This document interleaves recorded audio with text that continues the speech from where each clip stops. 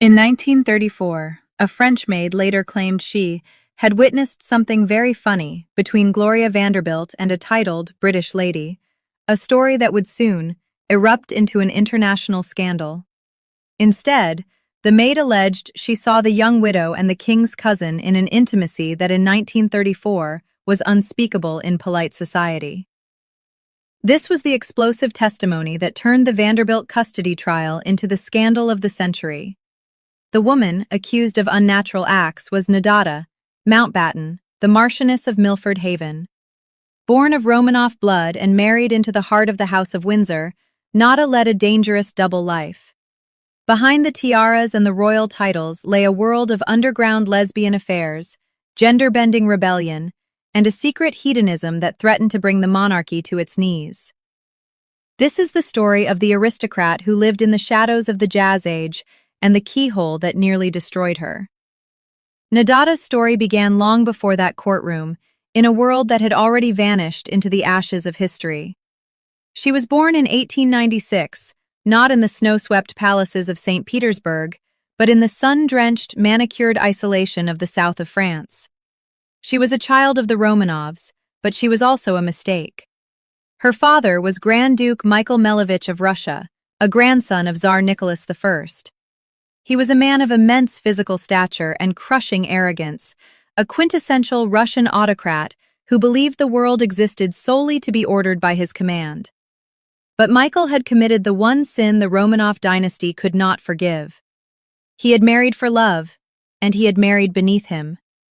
In 1891, the Grand Duke had fallen obsessively in love with Sophie of Marienburg. Sophie was a woman of undeniable beauty and sharp intelligence, but her bloodline was politically fatal. She was the granddaughter of Alexander Pushkin, the greatest poet in Russian history.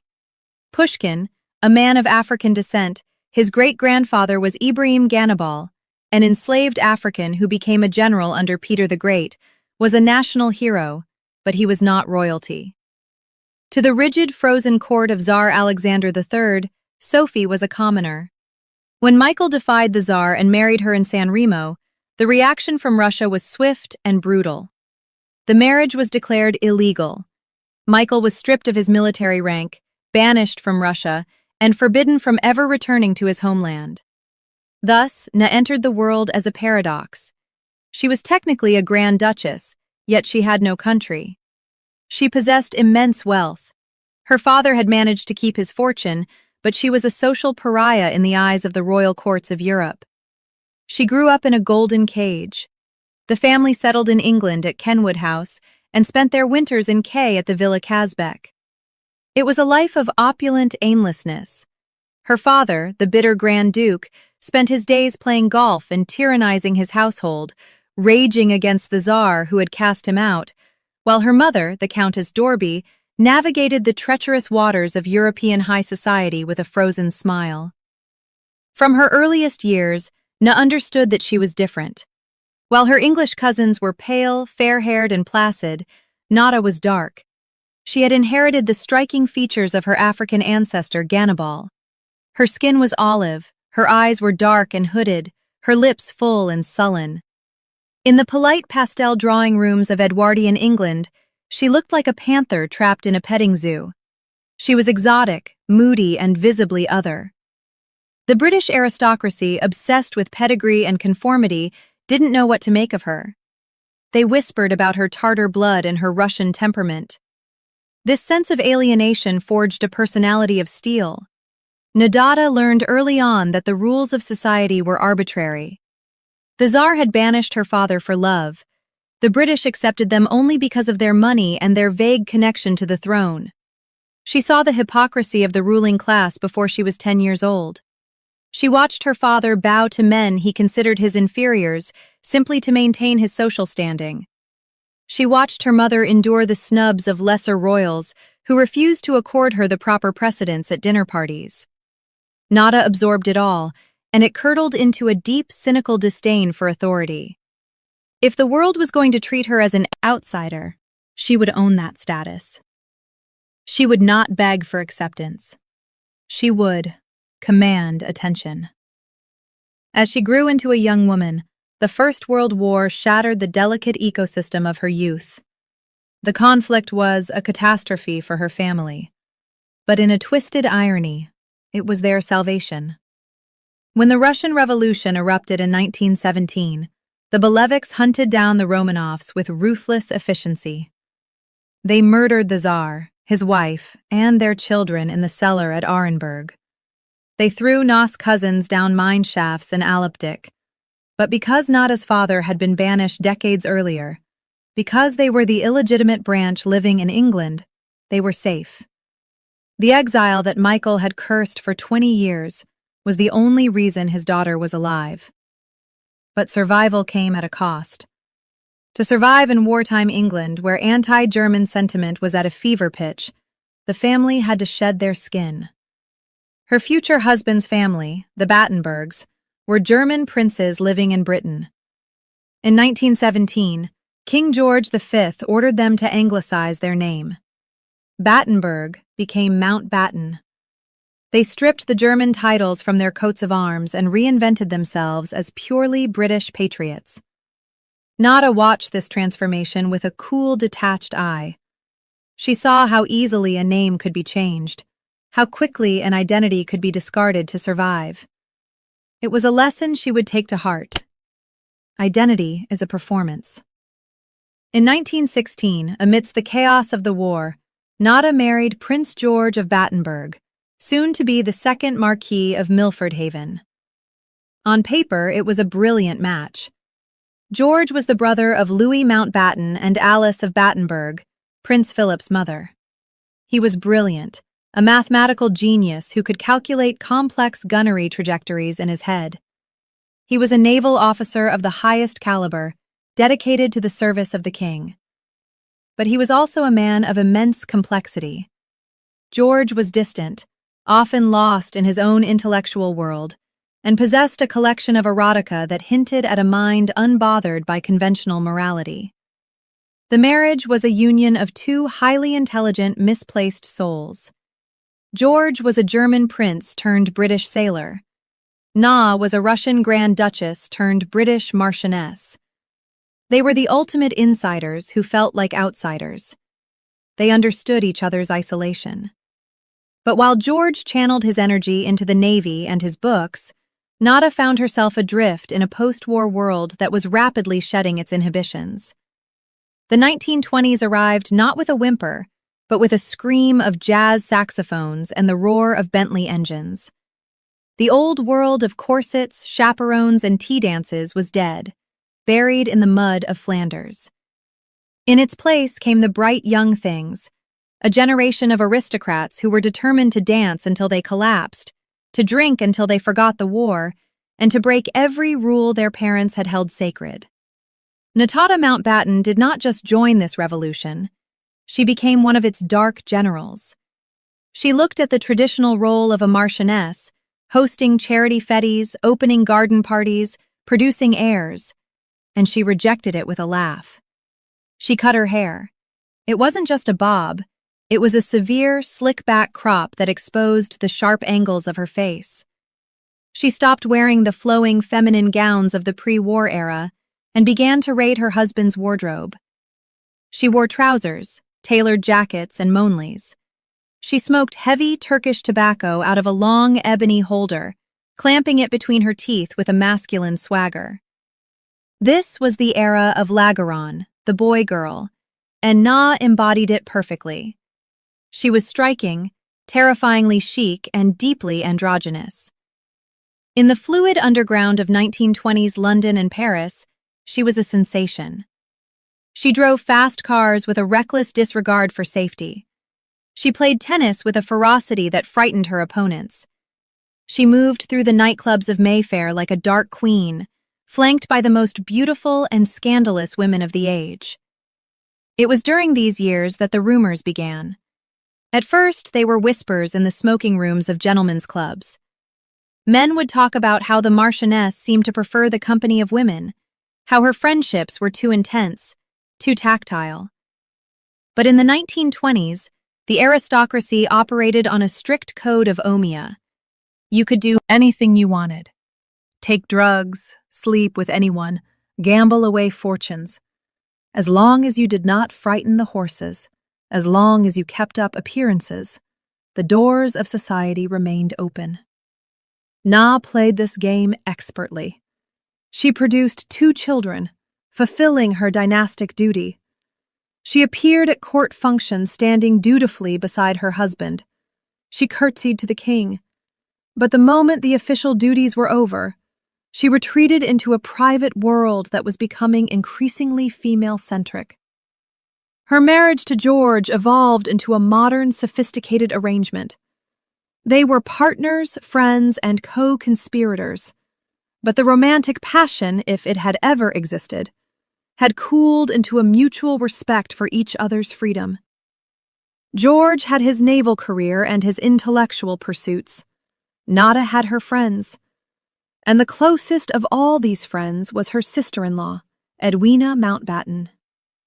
When Lord Louis Mountbatten married the immensely wealthy heiress, Edwina Ashley, in 1922, he brought into the family a woman who matched Na in restlessness and rebellion. Edwina was beautiful, rich beyond avarice, and completely bored by convention. The 2 women, Nadejda and Edwina, formed an instant, impenetrable alliance. They were the Mountbatten girls, a terrifying duo who intimidated men and fascinated women. They began to travel together, leaving their husbands behind. These were not spa holidays to Switzerland. They went on grueling, dangerous expeditions to the wildest corners of the earth. They talked through the deserts of Persia, mapped the jungles of Southeast Asia, and crossed the Andes. They slept in the same tent, shared the same hardships, and lived for months at a time in a world where the rules of London society did not apply.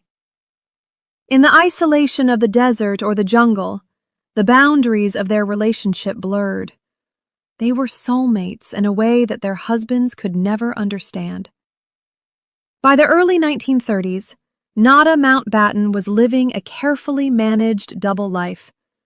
Respectable marchioness in London, and a far freer figure on the Riviera. To the public, she was the respectable marchioness, the cousin of the king, a pillar of the establishment. To the underground, she was a liberated icon, a woman who loved whom she wanted and lived how she pleased. She believed she was untouchable. She believed that her name, her title, and the protective wall of the royal family would always shield her from the consequences of her desires. She was wrong. Across the Atlantic, a storm was gathering that cared nothing for royal titles. In the high-stakes world of American high society, a feud was brewing within the Vanderbilt family that would require a sacrificial lamb. They needed a villain to destroy the reputation of Gloria Morgan Vanderbilt. They needed proof of depravity. And unknowingly, in her visits to Kay, in the quiet intimacy of closed bedrooms, Na Mountbatten had walked straight into the trap. The maid Marie Kao was watching. The keyhole was waiting. And the precarious balance of Nada's 2 worlds was about to be shattered by a single, devastating testimony. The tragedy of Nadejda Mountbatten's early life was that she was trained for a world that no longer existed.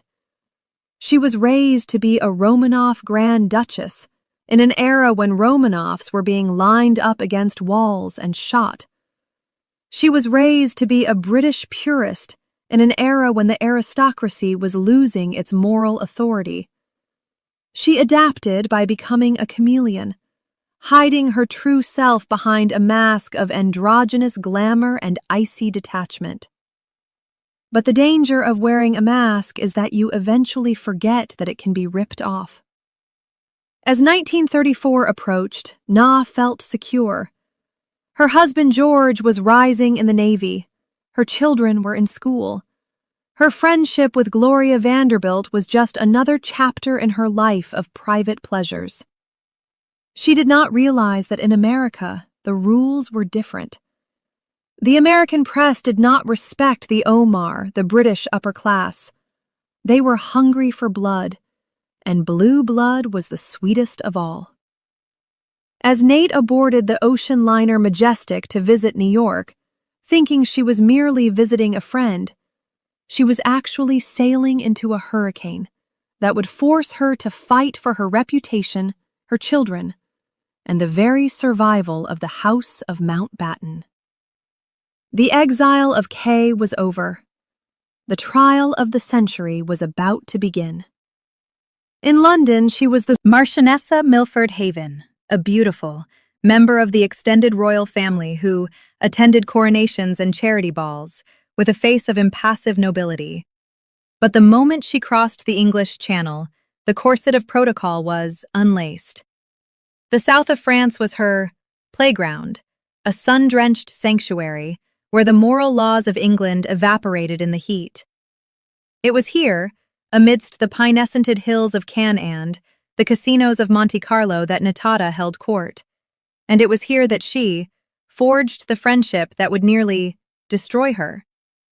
Enter Gloria Morgan, Vanderbilt. If Na was the dark, brooding panther of the aristocracy, Gloria was the fragile, trembling dove.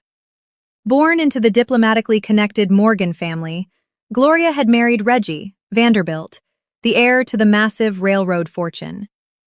It was a match made in tabloid heaven, beauty and money. But Reggie was a gambler and an alcoholic who drank himself to death by 1925, leaving Gloria, a widow at 20 with a baby daughter, also named Gloria, and a mountain of debt hidden behind a wall of trust funds. Gloria was beautiful, feckless, and utterly lost.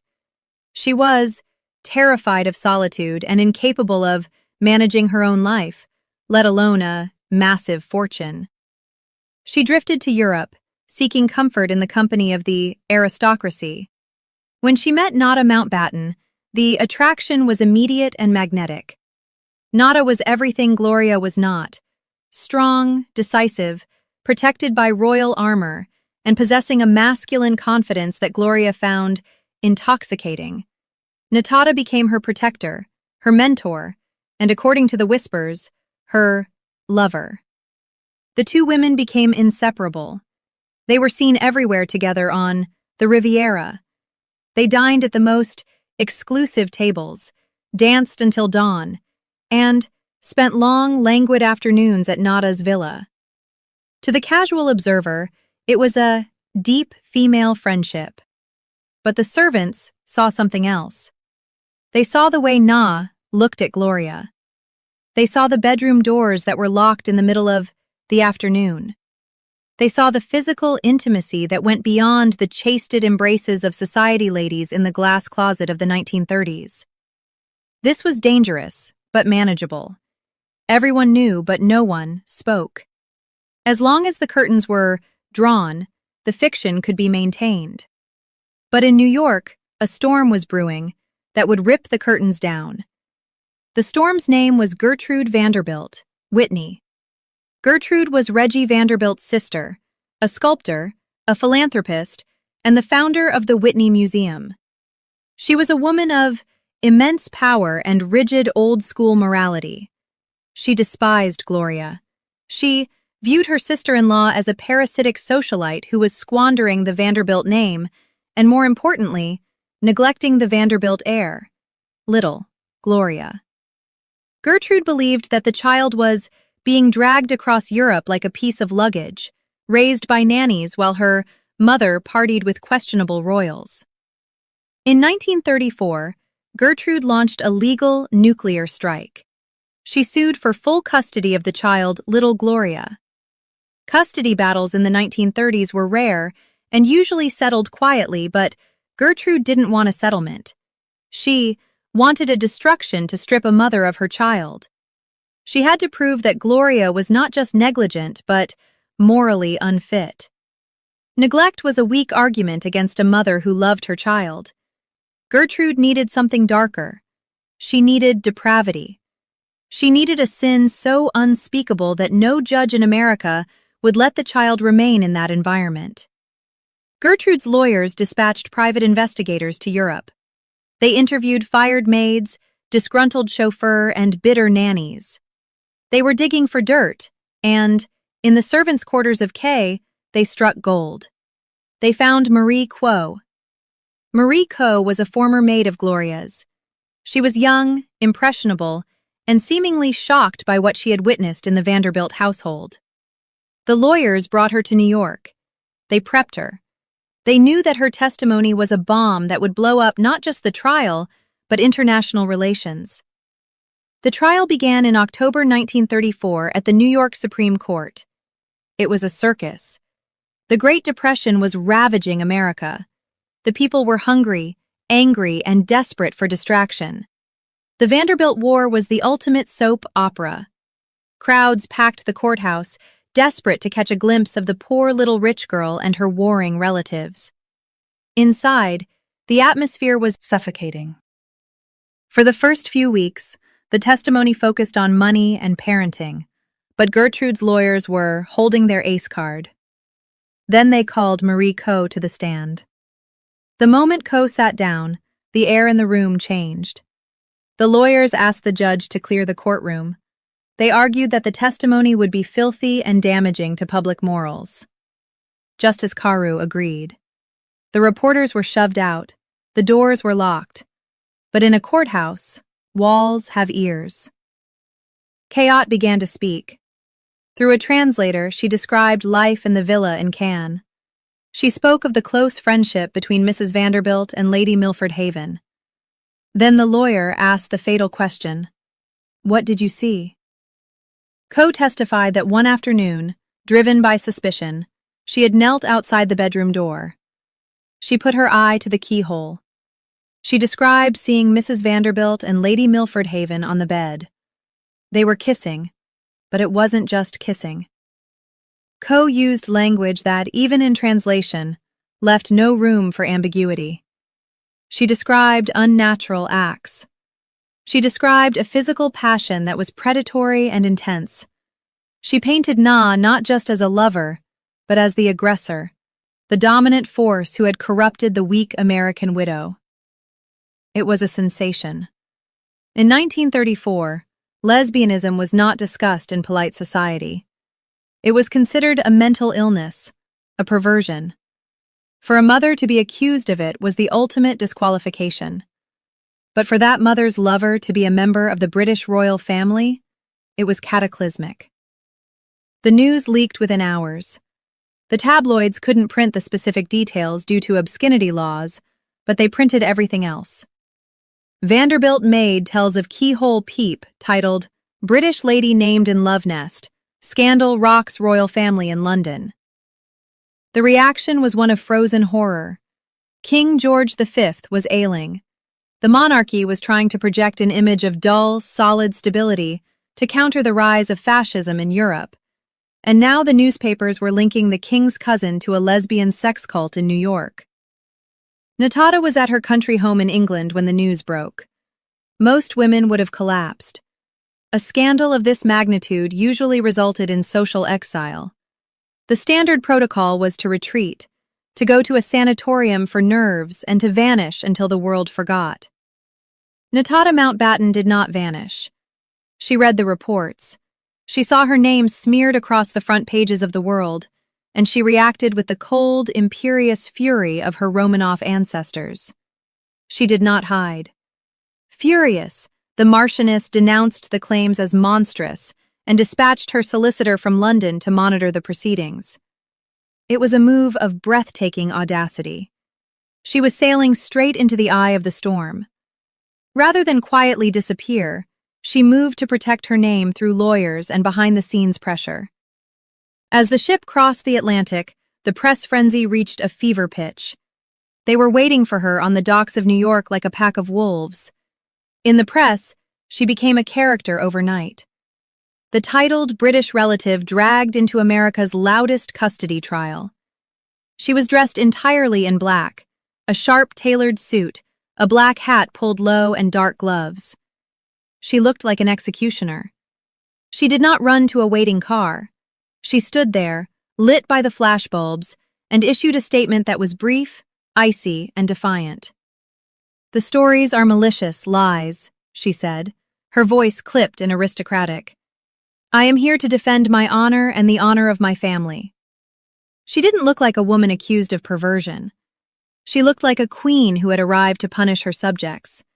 She went straight to the courthouse. She demanded to confront her accuser. The scene in Justice Caru's chambers was electric. On one side, the Vanderbilt lawyers smug and armed with their witness. On the other, native Mountbatten, radiating a terrifying calm. Behind closed doors, lawyers battled over what could be said and how much of it the public would be allowed to hear. She did not weep. She did not plead for mercy. She treated the accusation with utter disdain. She dismantled Marie Coe's character with surgical precision. How could a maid see through a keyhole that was blocked by a key? Why had she waited so long to speak? Was she paid by the Whitney family? Nadejda's defense was simple. The accusation was so beneath her dignity that it couldn't possibly be true. She used her class as a shield. She was a Mountbatten. Kyo was a peasant. Who were they going to believe? Justice Caru was in a bind. He was an Irish-American Catholic judge, deeply conservative. But he was also overwhelmed by the diplomatic pressure. Diplomatic pressure and elite influence swirled around the case as the British establishment watched nervously. The palace could hardly ignore it as the headlines began linking royalty to American courtroom scandal.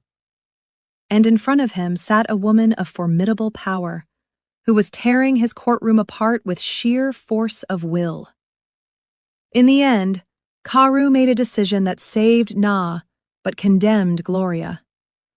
He ruled that the maid's testimony was unreliable, and more importantly, irrelevant to the core issue of the child's welfare.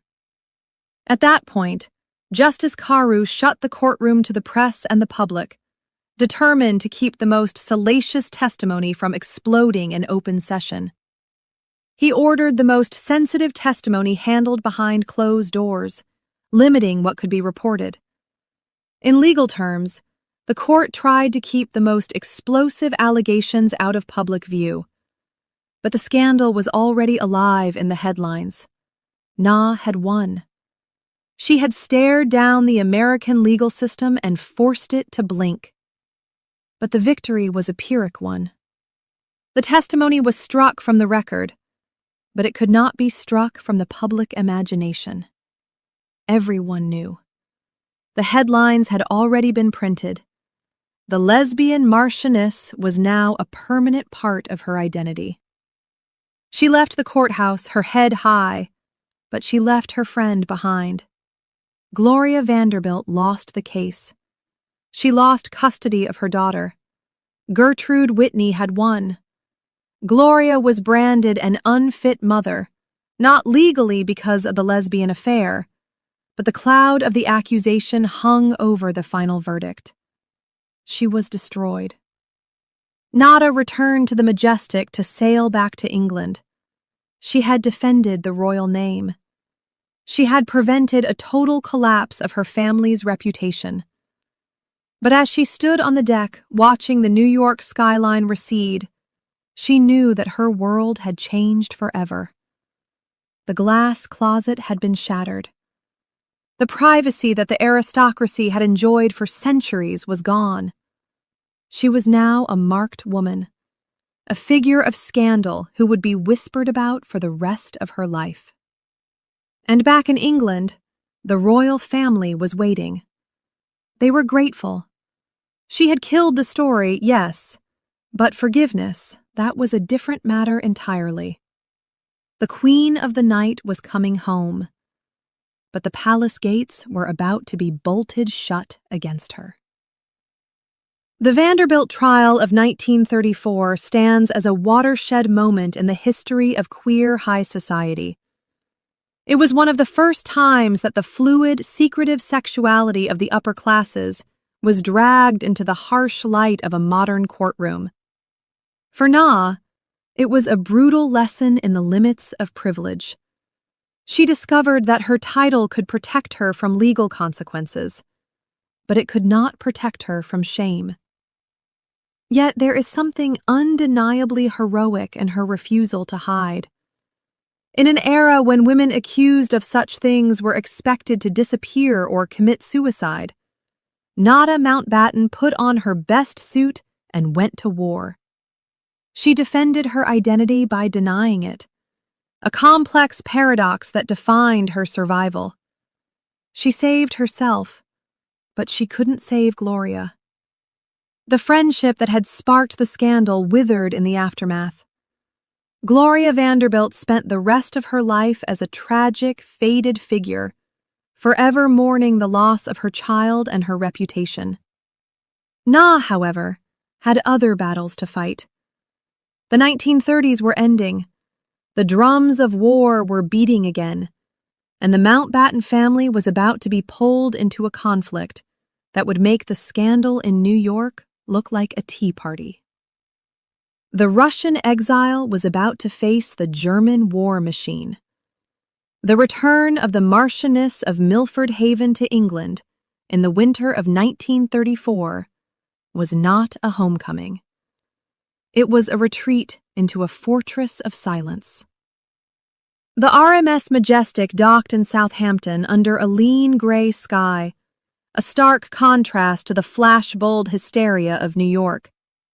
Nadejda disembarked with her head held high, her face a mask of impenetrable Romanov disdain.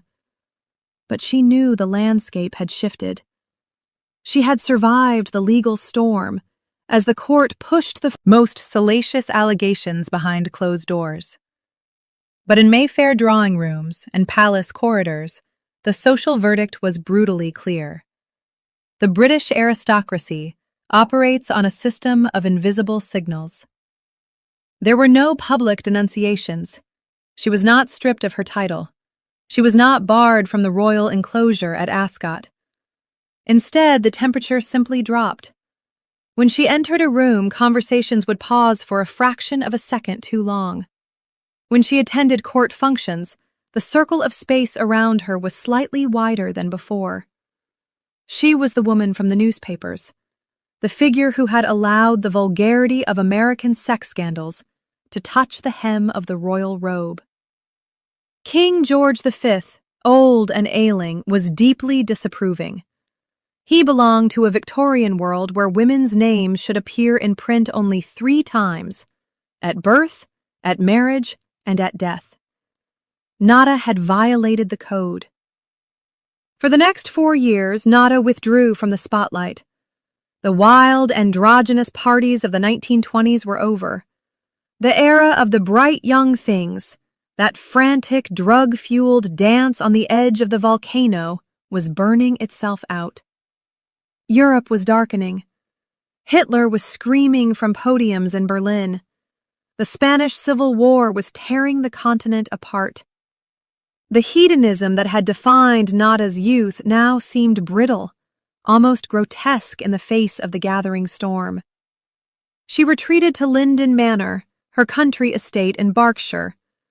Here, away from the prying eyes of London, she attempted to reconstruct a life of quiet domesticity. But even here she was an anomaly. She was a Russian exotic trapped in the English countryside. She still wore her trousers. She still smoked her dark tobacco. And she still maintained her intense, ambiguous friendship with her sister-in-law, Edwina Mountbatten. Edwina, too, was changing. The frivolous socialite was beginning to awaken to the political realities of the world.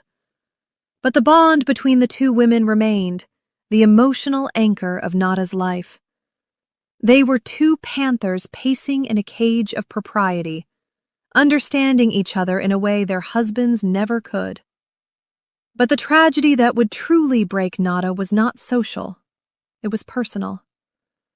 Her husband George, the 2nd Marquis of Milford Haven, was the one person who truly understood the architecture of her soul. He was a man of profound contradictions. A brilliant mathematician, a decorated naval officer, and a collector of erotica who possessed a library of curious books that would have made a sailor blush.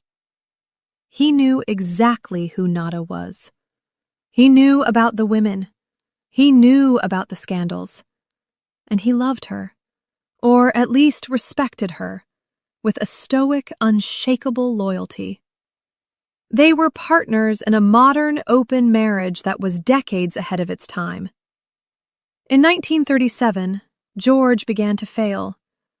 He was only 45 years old, a man in the prime of his intellectual life. But cancer is indifferent to genius.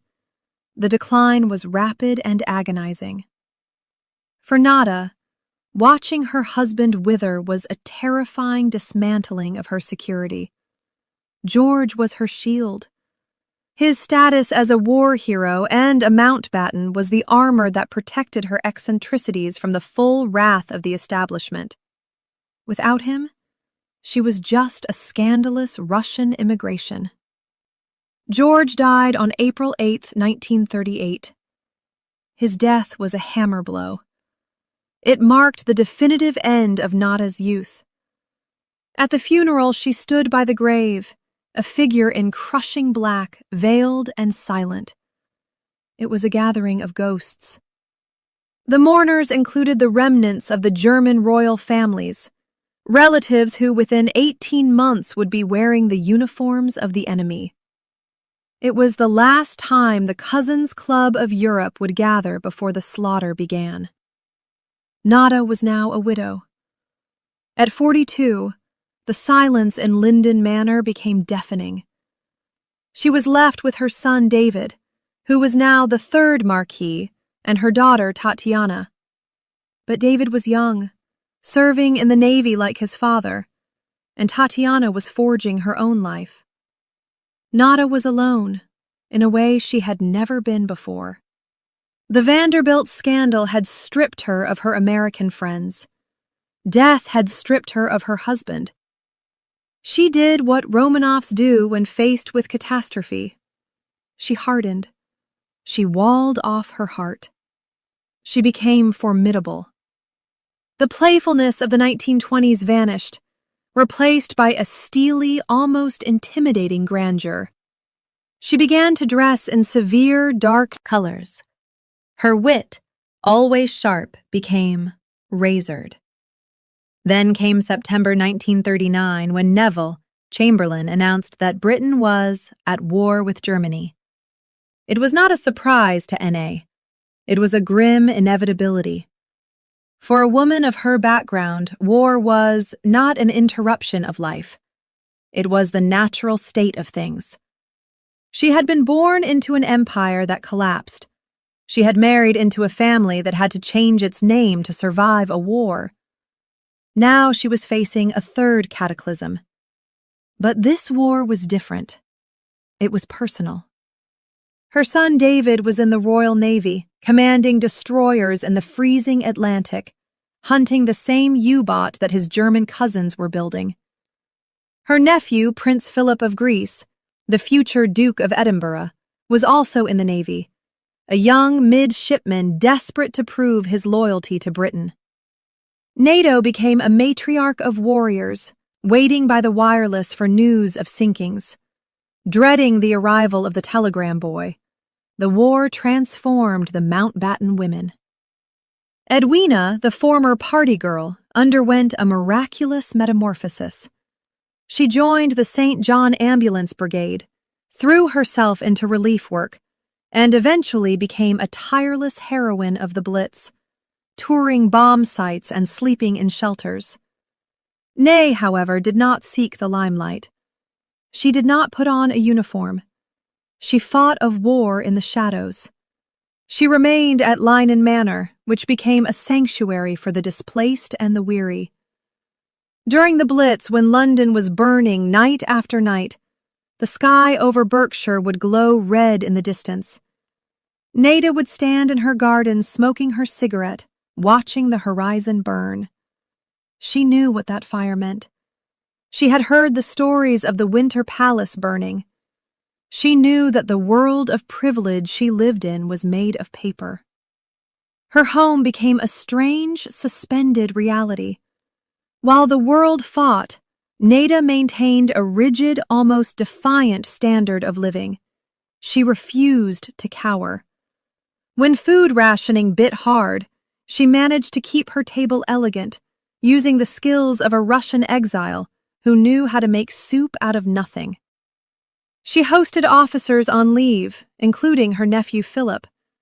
Young Prince Philip was a frequent visitor. He was homeless, essentially. A prince without a kingdom, his father dead, his mother Alice locked in her religious world in Athens. Nadejda became a surrogate mother figure to him. But she was not a warm, cuddling grandmother. She was Aunt Nay, cool, sophisticated, cynical. She taught him about the complexities of the world. She gave him books to read. It is said that Philip's pragmatic, unshockable view of human nature was forged in the drawing rooms of Nadejda and Edwina. He saw in Nadejda a woman who had been chewed up by the press and survived. It was a lesson he would need. But the war also brought a new, quieter kind of suffering. The separation from the continent cut Nadejda off from her past. The south of France, her spiritual home, the place of her freedom and her scandals, was now enemy territory occupied by the Nazis and the Vichy regime. The Villa Kazbek was gone. The friends she had danced with in Cannes were scattered, hiding or dead. The glass closet of the Riviera was shattered by jackboots. There's a poignant, seldom discussed chapter of Ney's war. In 1941, her sister-in-law Alice, Philip's mother, was in Nazi-occupied Athens, hiding a Jewish family. Nadejda, in England, was cut off from her.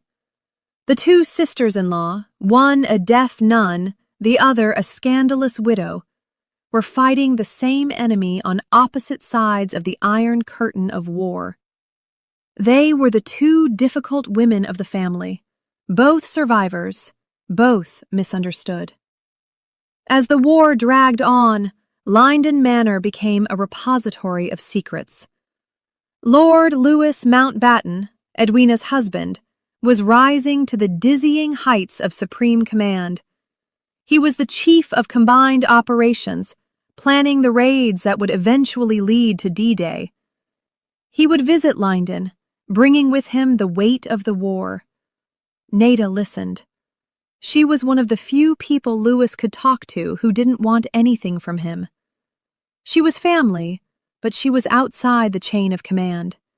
She offered him the perspective of the outsider, the Russian fatalism that said, "Do what you must, for history will crush us anyway." The stress of the war years aged her. The photographs of Ney from the mid-1940s show a woman who has been hollowed out. The sharp, feline beauty of the 1920s has softened into a heavy, brooding mask.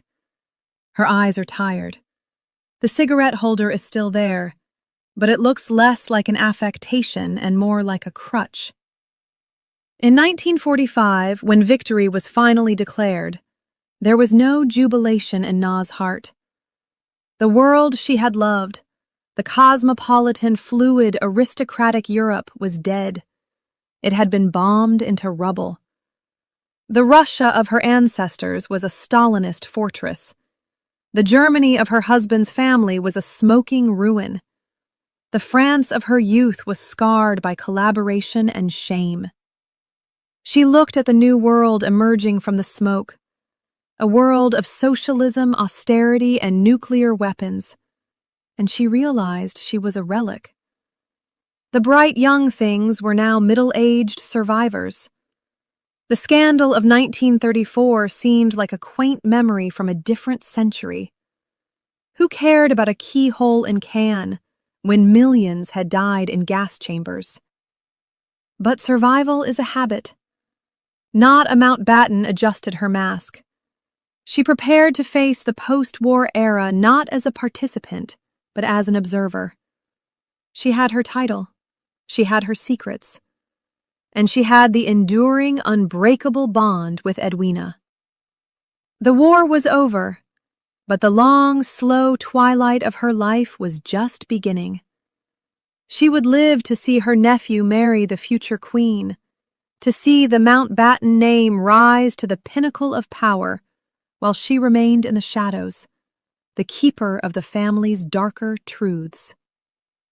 The years between 1934 and 1945 were the crucible that forged the final version of Nas Mountbatten. She entered the period as a scandalous celebrity and exited it as a hardened matriarch. The death of her husband removed her safety net, forcing her to stand alone against the judgment of society. The war removed her playground, forcing her to live in the gray reality of austerity Britain. What is remarkable is her silence. In an era when many of her contemporaries wrote memoirs or gave interviews to cash in on their fading fame, Na never spoke. She never defended herself against the Vanderbilt accusations. She never clarified the nature of her marriage. She never boasted of her influence over Prince Philip. She understood that power, real power, lies in what you do, not say. She had learned the lesson of the keyhole. Once you let the world in, they will try to destroy you. So she locked the door from the inside and threw away the key. As the post-war world dawned, bringing with it a new generation of royals and new scandals, Na Mountbatten sat in her drawing room at Lynon Manor, breathed in smoke, a silent sphinx, watching the empire fade into the sunset. The wedding of Princess Elizabeth and Lieutenant Philip Mountbatten in November 1947 was the ultimate triumph of the family that had spent 30 years reinventing itself. For the public, it was a fairy tale in technicolor, a moment of dazzling hope amidst the gray austerity of post-war rationing. But for Na Mountbatten, sitting in the pews of Westminster Abbey, it was a vindication of survival. She watched as her nephew, the penniless prince she had fed and sheltered at Lynon Manor, stood at the altar. Beside him as best man stood her own son, David, the third Marquis of Milford Haven. The two young men, tall, handsome, and impeccably naval, were the future. They were the new face of the monarchy, modern, dashing, and seemingly untouched by the trauma of the past. But Na knew better. She looked at Philip and saw the boy who had been abandoned by a mad mother and a playboy father. She looked at David and saw the son of a war hero who had died too young. Na sat there, a figure of dark, majestic elegance in an ocean of pastel hats. She was now 51 years in. The sharp edges of her youth had softened into a heavy, imposing dignity. She was the aunt of the groom, the sister-in-law of the king's aide, the mother of the best man. The establishment had been forced to embrace her again. The scandal of 1934 was not forgotten, but it was politely ignored, buried under the avalanche of Mountbatten ambition. Yet even in this moment of glory, Na remained an outsider. The new Elizabethan age was dawning, an era of domesticity, family values, and rigid propriety. It was a world designed for women like the young queen, not for women like Na. She belonged to the jazz age, to the era of decadence and fluid sexuality. As the organ music swelled, she must have realized that her role in this new play was to be the silent matriarch, the keeper of secrets that must never be whispered in front of the children. The 1950s brought a strange, suspended quiet to Na's life. With her son David Gran and her daughter Tatiana married, Linden Manor became a fortress of memory. Na spent her time reading, smoking, and maintaining a correspondence with the scattered remnants of the European aristocracy. She became a figure of awe to the younger generation. Her grandchildren would later recall a woman who was scary, but fascinating. A grandmother who didn't bake cookies but told stories about czars and poets. Her voice raspy, from decades of Turkish tobacco, she began to return to the south of France. But the Riviera of the 1950s was not the Riviera of the 1920s. The wild bohemian paradise had become a tourist trap. The villas were being sold to American industrialists. The casinos were filled with tourists in polyester rather than grand dukes in tuxedos. Nadejda rented apartments in Conwoking, the Promenade de la Croisette like a ghost.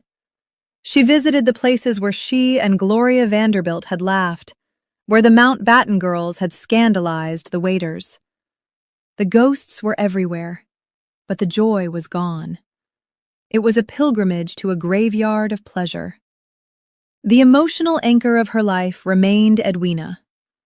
Her sister-in-law had become a global figure, the last vice of India, a woman of immense political stature. Edwina and Louis Mountbatten were now world historical figures, navigating the partition of India and the end of the empire. But whenever Edwina returned to England, she went to Na. The bond was unbreakable. They were two sides of the same coin. Edwina the public saint, Nada the private sinner. They shared a cynicism about the world, a weariness that comes from seeing too much history.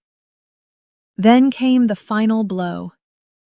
In early 1960, Edwina embarked on a grueling tour of the Far East for the St. John Ambulance Brigade. She was 58 years old, exhausted, her heart weakened by decades of relentless activity and stress. In North Borneo, on the morning of February 21st, she was found dead in her bed. She had simply stopped. The news shattered Na. George's death had taken her protection. Edwina's death took her soul. The Mountbatten girls were no more. The funeral of Countess Mountbatten of Burma was a spectacle of empire. She was buried at sea off the coast of Portsmouth, in accordance with her wishes as a naval wife. Lord Louis Mountbatten, dressed in his full admiral's uniform, stood on the deck of the destroyer HMS Wakeful, weeping openly as the coffin slid into the gray waves. Na was there.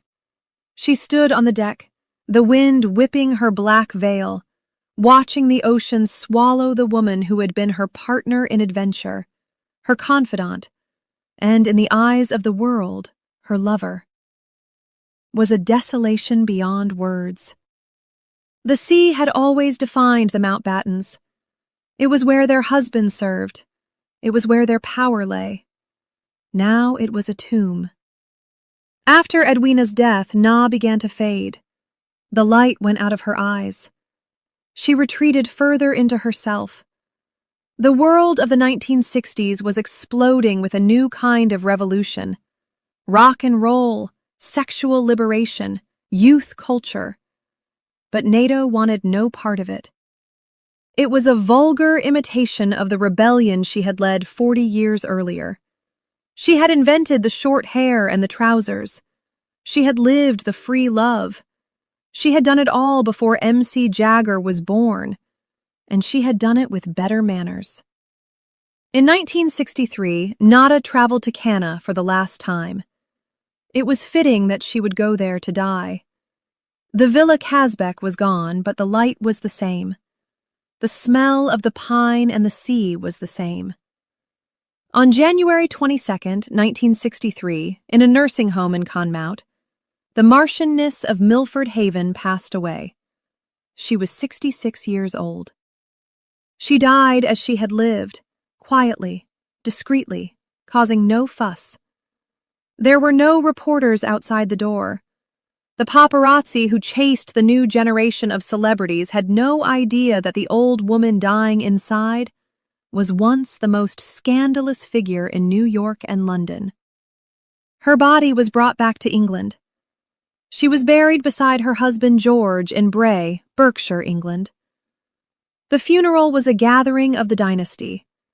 Prince Philip was there, bowing his head to the aunt who had taught him how to survive. Lord Louis Mountbatten was there, bearing the last link to his own youth. Her death was noted quietly within the family, and the royal circle with public attention largely elsewhere. The inscription on her grave is modest. It lists her name and her dates. It does not mention the Romanovs. It does not mention Pushkin. It certainly does not mention Gloria Vanderbilt. It is a monument to respectability, the final mask worn by a woman who spent her life hiding in plain sight. But as the earth was shoveled onto her coffin, a silence descended that was heavier than grief. It was the silence of a library burning down. Nadejda Mountbatten took her secrets with her. She left no memoir. She burned her letters. She destroyed her diaries. She belonged to a generation that believed privacy was the ultimate luxury, and she guarded hers until the bitter end. With her death, the last direct link to the glorious, tragic, decadent world of the pre-revolutionary Russian court was severed. The bright young things were now ghosts. The keyhole in Cannes was just a story. The panther had finally gone to sleep. The death of Nadejda Mountbatten in 1963 went largely unnoticed by the general public. The world was obsessed with the Profumo affair, the Beatles, and the Cold War. The passing of an obscure Marchioness seemed irrelevant. But in the private corridors of the royal family, her absence was felt as a shift in the tectonic plates. She was the last of the difficult women, the ones who remembered the old world, who knew where the bodies were buried, and who refused to be impressed by the pomp of the modern monarchy. She had been the dark mirror to the royal family's bright image. While they projected stability, she embodied chaos. While they stood for tradition, she represented survival. Her legacy, however, lived on in the most unexpected place, in the steeliness of Prince Philip, the Duke of Edinburgh's famous intolerance for nonsense, his razor-sharp wit, and his refusal to be bullied by the press. These were traits he had honed at the dinner table of Aunt Na. She had taught him that the world is a dangerous place for a royal, and that the only way to survive is to build a shell so hard that nothing can crack it. Nadejda's story is a tragedy of timing. Had she been born 50 years later, she would have been an icon of the LGBTQ+ community, a fashion legend, a celebrated rebel. Instead, she was forced to live in the twilight, defined by a scandal she didn't provoke and a love she couldn't name. She was a woman ahead of her time, waiting for a world that would never quite arrive. For decades after her death in 1963, Nadejda Mountbatten was effectively erased from the official narrative of the British aristocracy. She became a footnote in the biographies of her more famous relatives. She was listed simply as the wife of George, the mother of David, the aunt of Philip. To the casual historian, she was just another stern-faced Victorian relic in the background of royal wedding photos, her dark Romanov eyes obscured by the brim of sensible hats. The House of Windsor is expert at the art of forgetting, and Nadejda was a memory they were keen to let fade. The scandal of 1934 was treated like a radioactive isotope, buried deep in concrete, intended to be untouched for centuries. But history is a restless ghost. It dates not stay buried. As the 20th century drew to a close and the new millennium dawned, the locked filing cabinets of the past began to creak open. The war of a new generation of historians, obsessed not with battles and treaties, but with the private lives and hidden identities of the ruling class, turned a forensic lens on the Mountbatten clan. And there, hiding in plain sight, was Na.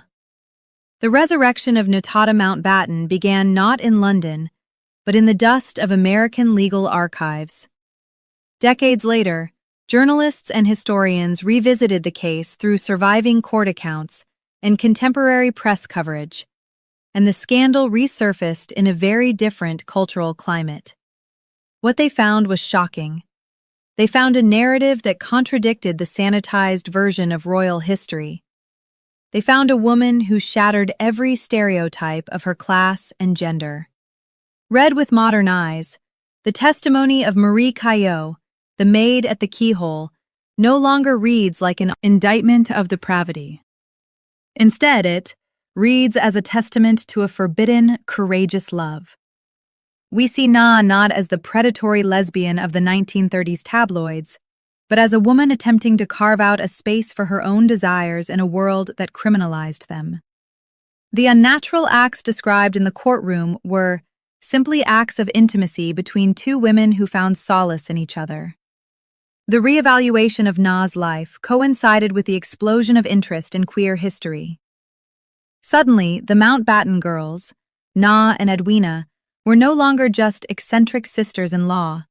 They were recognized as pioneers of a kind. They were women who lived in a glass closet, visible yet untouchable, protected by their privilege, but imprisoned by the need for discretion. Historians began to piece together the fragments of their lives, the shared tents in the desert, the separate bedrooms from their husbands, the intense emotional reliance on one another. The revelation was not just about sex, it was about survival. We now understand that Na's masculine style, the short hair, the trousers, the smoking, was not just a fashion statement, it was a form of armor. By adopting the signifiers of male power, she was rejecting the passive, decorative role assigned to aristocratic women.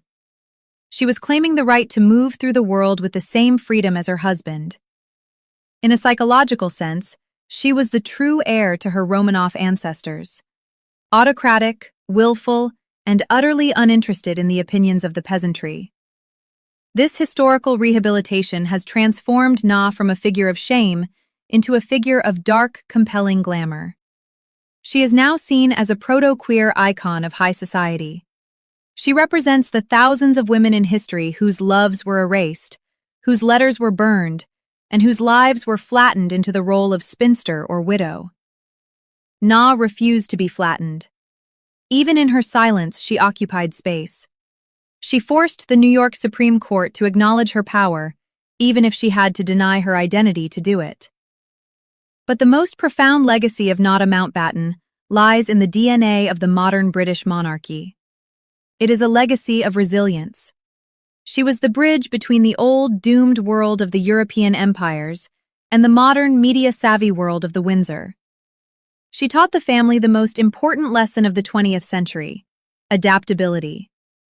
Her son, David, the third Marquis of Milford Haven, carried her dark good looks and her love of the Navy, but he struggled with the weight of the family name, dying in 1970, just 7 years after his mother.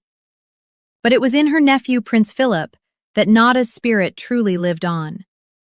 The Duke of Edinburgh's famous stoicism, his refusal to complain, his ability to walk 2 steps behind the Queen while maintaining his own fierce independence. This was the Mountbatten Code forged in the drawing rooms of Linden Manor. Nadejda had taught him that feelings were private, that the public was a beast to be tamed, and that survival required a skin of steel. Today, if you visit the Isle of Wight, the grave of the Marchioness offers no clue to the firestorm she once ignited. It is a quiet, respectable English grave, but the story surrounding it has changed. The visitors who come now do not come to pay respects to a royal aunt. They come to find the wheelman who dared to live a double life. They come to find the girl with the mon, the lesbian Marchioness, the survivor of the Romanov curse. The tragedy of Na's life was that she could never be whole. She lived in a time that demanded she slice herself in two, the public wife and the private lover. She paid the price for that division in isolation and silence. But in the end, she won the long game. The scandal that was meant to destroy her has become the very thing that makes her immortal. The Vanderbilt family, who tried to use her as a weapon of shame, eventually imploded under the weight of their own dysfunction. Little Gloria Vanderbilt grew up to be a sad, fragile figure haunted by the trial. But the Mountbattens endured. They adapted. They survived. As we look back on Nada Mountbatten from the vantage point of the 21st century, the judgment of history is clear. She was not a villain.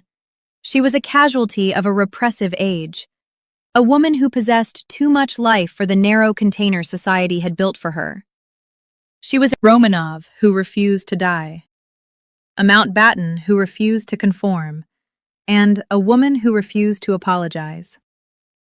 The keyhole in can is no longer a symbol of voyeuristic shame. It is a portal through which we can finally see the truth. And the truth is that Mountbatten was magnificent. She walked through the fire of the 20th century, her cigarette holder clenched in her teeth, her head high, carrying the secrets of an empire in her heart. The silence is finally broken, and the Queen of the Shadows can finally step into the light. There is one final image of that haunts the imagination. It is not the courtroom in New York, nor the deck of the destroyer at Edwina's funeral. It is a quiet moment in the 1950s at the Villa Casbec in Cannes, shortly before it was sold. Imagine her, standing on the terrace at twilight, looking out over the Mediterranean. The air is thick with the scent of jasmine and the salt of the sea. She is old now, her face lined, her movements slow. She lights a cigarette, the flare of the match illuminating those dark, heavy eyes for a brief second. What is she thinking about? Is she thinking of the snows of Russia she never saw? Is she thinking of the husband who allowed her to be free? Or is she thinking of the nights in the desert with Edwina, under the vast, indifferent stars, when, for a few fleeting hours, she did not have to be a marchioness or a mother or a scandal? We will never know. Mountbatten took that final thought with her into the dark. In a world that sells every secret for a price, her silence was her final defiant act of nobility. She left us only the outline of her life, a silhouette against the burning sky of history, inviting us to guess, to wonder, and ultimately to understand that some things are too precious to be adult mint.